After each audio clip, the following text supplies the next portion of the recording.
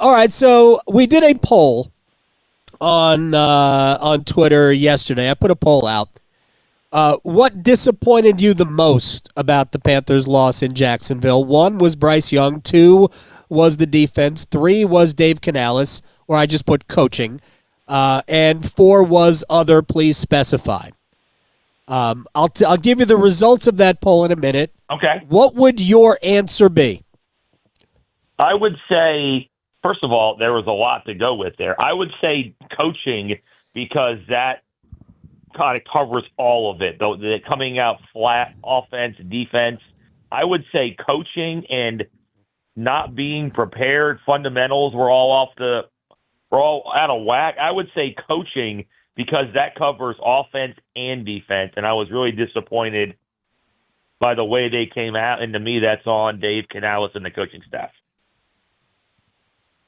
Well, first of all, I agree wholeheartedly. The results of the poll were 36% Bryce, 27% defense, 29% coaching, because that also could be the defensive coordinator, who's still the same defensive coordinator that coordinated historically one of the worst defenses the National Football League has seen in the Super Bowl era. And 8 was other, but most of those others were all of the above people who didn't want to say one, they just wanted all of it.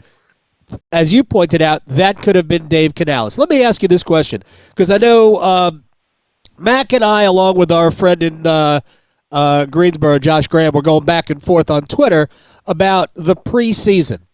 Do you believe a more robust workload for the first-team offense would have been a better idea in the preseason? Do you think it would have helped what we saw Sunday?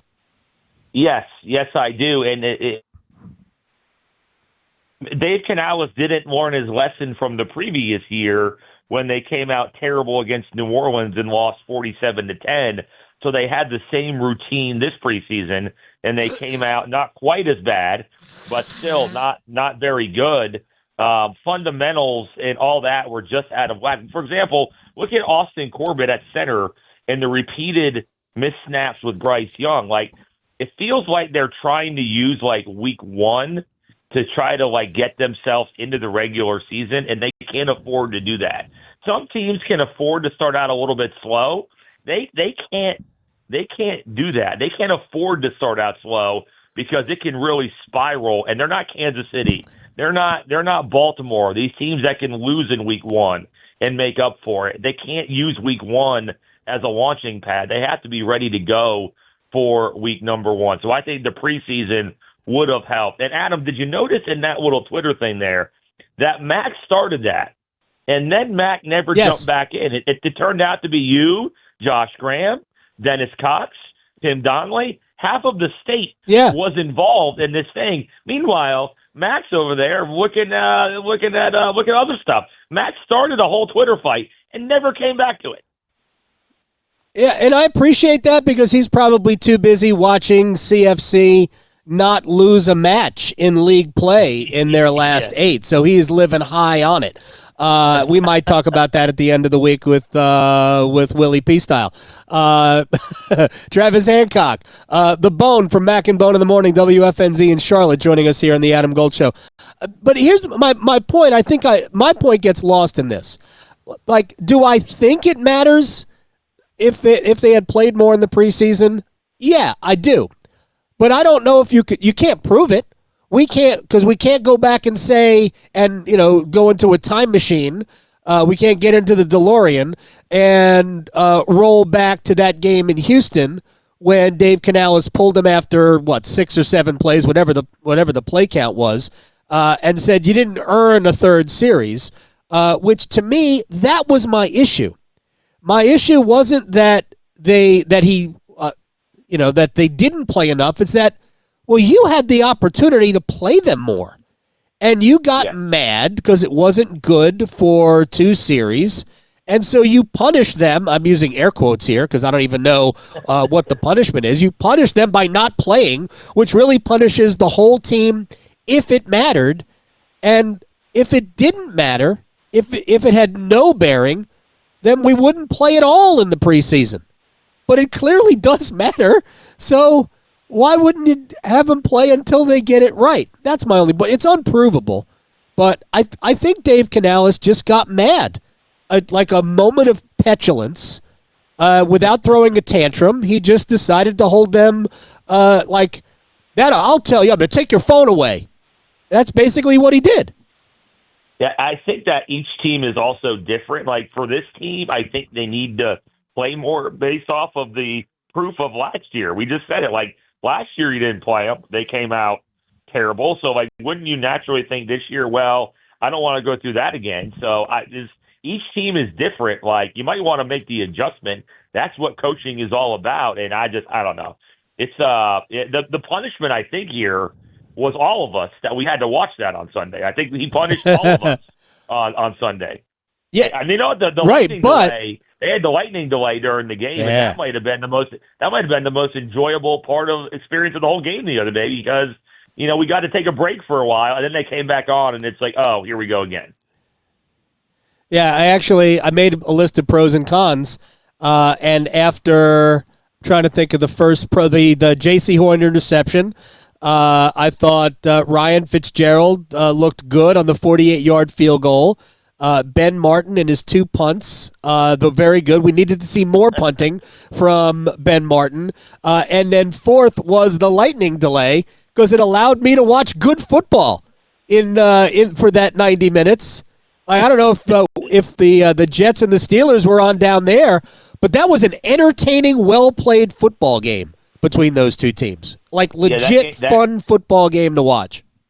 That game was on, and Red Zone Channel was on. I was watching Atlanta, Tampa. Like I was really into these other games, and then all of a sudden they came back on, and I was like, oh, okay, here we go. Oh no, I was hoping the lightning delay. Yeah, it's like the Panthers are playing a different sport sometimes than the rest of the league, and it's been like that for a while. They have to somehow figure out a way to get out of the cycle. All right, let me ask you, first of all, let me get to the defense real quick, and then we're going to have to be quick here. I know Canales said yesterday in the coaches show that, well, if we had chances to make plays behind the line of scrimmage, and they did, there's no doubt about that. But there wasn't any flying to the football. There wasn't swarm tackling. We saw that in Chicago and Minnesota last night. Those two teams, I thought they flashed good defense. I don't think the Panthers ever flashed that, and that to me is my biggest concern coming out of Sunday.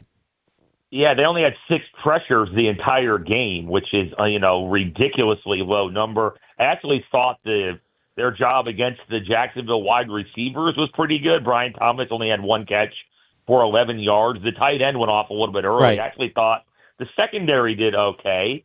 Derrick Brown played better after the delay. Turk Wharton, who's now injured, did really well when he was in there. Now he's out 4 to 6 or 2 to 4 weeks, whatever that is. So I actually thought there was some things to build off of. Not great, but the defense is always going to be a work in progress based off of last year. The offense not doing anything was more of the surprise than the defense. Yeah, the defense had some moments where they didn't play well, but actually came away with like the secondary. You know what? Brian Thomas is one of the best receivers in the game, and he did nothing besides a handoff for a touchdown. So I actually thought there was some bright spots. Holding Jacksonville to 26 for this team would actually be considered a win based off how they did last year. So not great, need more pressure, but it's the offense to me was a bigger issue not doing anything than the defense the other day. DJ Wanham had fewer tackles than Travis Hunter, who really didn't play defense. I just think that's point. Yeah, telling. Good point. Yeah, that's a good point. Wanham had no tackles, and Travis Hunter had 1. Anyway, all right, final thing for you, Travis Hancock. Rank the 3 ACC football teams in the state. Man, coming into the season, I went Duke. No, Duke, don't tell me right now.